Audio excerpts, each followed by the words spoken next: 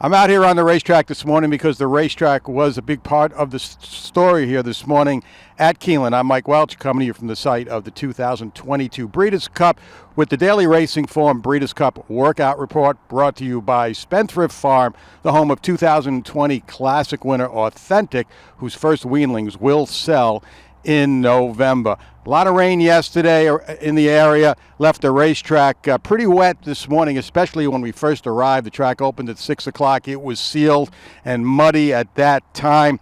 It did improve as the morning went along. The decision was made to open it up a little bit, to harrow it at the break. And early morning works that were scheduled for trainer Steve Asmussen were postponed until after the break. We also had one other work from Aloha West, a defending sprint champion. So it turned out to be a fairly busy morning, but not on the turf. Nobody went on the turf yesterday when it was open. The turf was closed today because of the wet weather. Hopefully we'll be back on the grass tomorrow.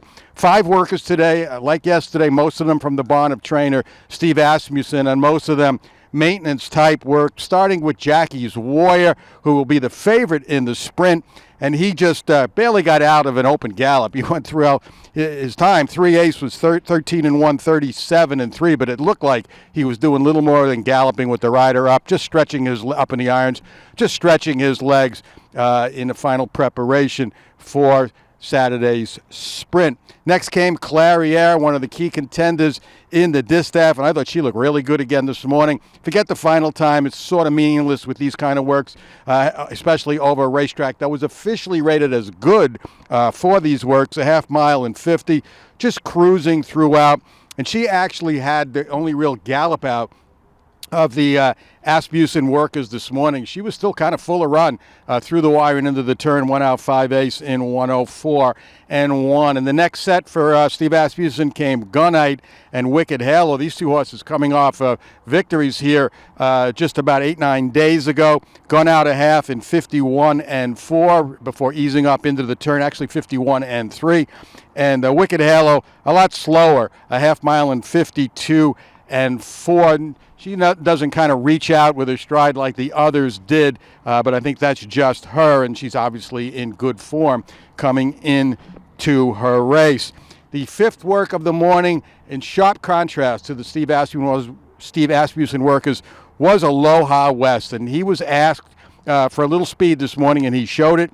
Went a half mile in 47-1, and then did ease up kind of purposefully into the turn. Now, he's playing a little bit of catch-up. That was the reason for this. He's been off for quite a while. He's only had 4 or 5 works leading into the race. Wayne wanted to get one more good one into him. He was a little worried he wouldn't be able to do it today the way the racetrack was early this morning. He was relieved when he found out they were going to open it up at the break, and he got that work in, and I saw him back at the barn, and he was smiling from ear to ear. He thinks this is just what he needed to have his horse ready for the defense of his title in the sprint.